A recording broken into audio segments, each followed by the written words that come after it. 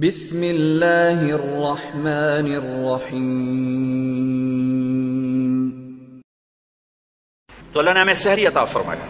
ہمارے نبی پاک صلی اللہ تعالی وسلم سحری کے کھانے کی تاکید فرماتے تھے کہ یہ برکت والا کھانا ہے، اللہ اس کے فرشتے سحری کھانے والوں پر برکتیں رحمتیں نازل فرماتے ہیں۔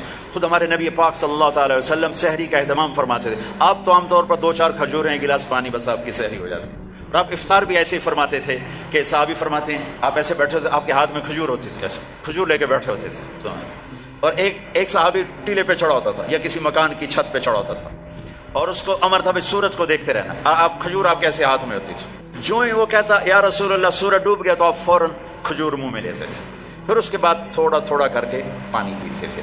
آپ نے پانی پہ افطار کیا ہے، آپ نے دودھ پہ افطار کیا ہے، آپ نے کھجور پہ افطار کیا ہے، آپ نے ستو بھی پیا ہے، اور سحری میں آپ نے روٹی بھی کھائی ہے، کھجور بھی کھائی ہے، دودھ بھی پیا ہے، زیتون کے ساتھ بھی لیا ہے، زیتون اور روٹی کے ساتھ آپ نے افطاری بھی فرمائی، افطاری کی دعوت میں بھی شرکت فرمائی ہے۔ سعد بن معاذ نے افطاری کی دعوت کی، صحابہ کی، آپ تشریف لے گئے، افطاری کرانا میرے نبی کی سنت طریقہ چلا رہا ہے۔ سعد بن عبادہ نے افطاری کی تو آپ اس میں تشریف لے گئے، تو وہاں زیتون جو کی تازہ روٹی اور زیتون کے ساتھ آپ نے کھانا نوش فرمایا۔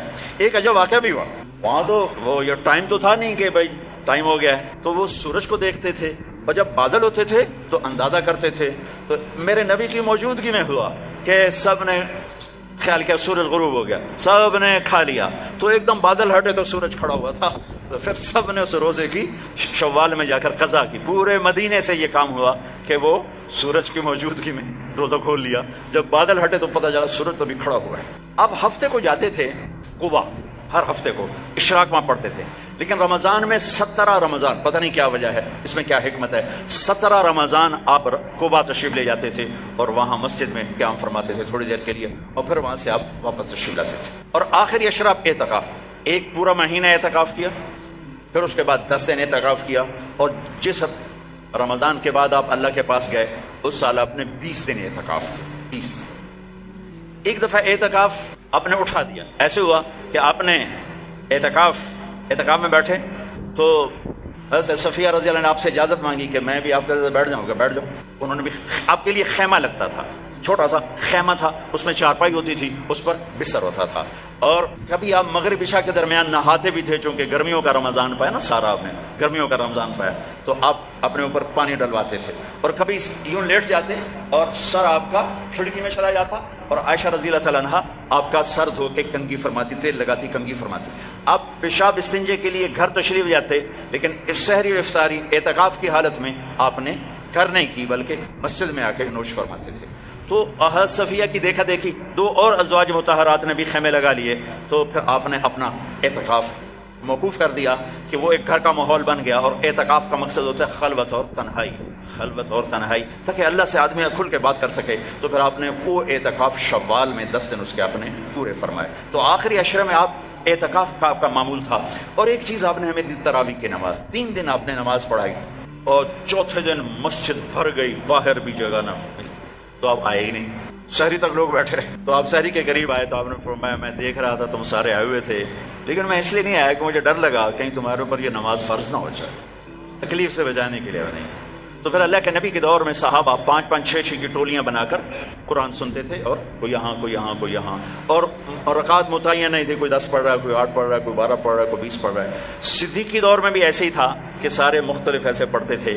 تو عمر رضی اللہ تعالیٰ عنہ نے اپنے دور میں پھر کہا ان سب کو میں جمع کروں گا، سب کو جمع کر کے، اور ابی بن کعب رضی اللہ تعالیٰ عنہ کو امام بنایا، اور آپ نے 20 تراویح باقاعدہ قرآن کے پورے ختم کے ساتھ اس کو آپ نے شروع فرمایا۔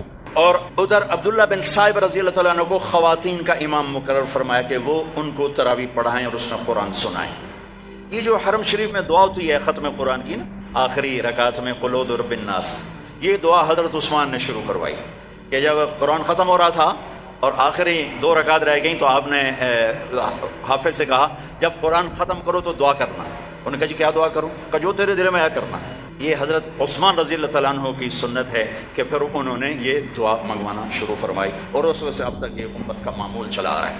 اچھا، یہ جو ہم 2-4 تراویح کے بعد بیٹھتے ہیں اور ایک چھوٹی سی دعا پڑھتے ہیں اور پھر کھڑے ہو جاتے ہیں، یہ ترویح ہوتا ہے تھوڑی دیر آرام کرنا، ترویح تھوڑی دیر آرام کرنے کو کہتے ہیں ترویح، ٹھیک ہے، اور اس کی جمع تراویح۔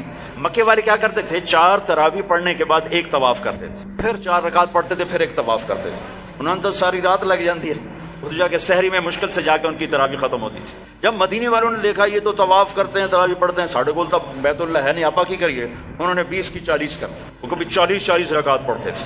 بڑھانے میں کوئی منع کوئی نہیں، چونکہ صلاۃ اللیل مثنا مثنا، تو وہ ان کے مقابلے میں 40 رکعت پڑھتے تھے. حافظ عطیہ سالم رحمۃ اللہ علیہ تھے، مسجد نبوی کے بہت بڑے عالم اور بڑے ان کا حلقہ تھا. میں ان کے درس سے بڑا فائدہ اٹھایا، ان کے درس سے میں نے بہت فائدہ اٹھایا. میں جب حج پہ جاتا تو لمبا عرصہ ٹھہرنا ہوتا تھا، تو میں ان کے مغرب سے شاہ روزانہ بیٹھتا تھا، اور وہ بندہ علم کا ایک بحر ذخار تھا، اللہ ان کے درجے بولا. میں ملا بھی ہوں، تو انہوں نے ایک رسالہ لکھا ہے تراویح پر، کاش اس کا اردو ترجمہ ہوتا تو میں آپ کو کہتا اسے پڑھو. تو اللہ نے ہمیں ایک تراویح کی نماز عطا فرمائی، جس کے ہر سجدے پر حدیث میں آتا ہے 1500 نیکی لکھی جاتی، اور ہر سجدے پر ایک گھر بنتا ہے. کس چیز کا؟ سرخ یاقوت. کتنا بڑا ہوتا ہے؟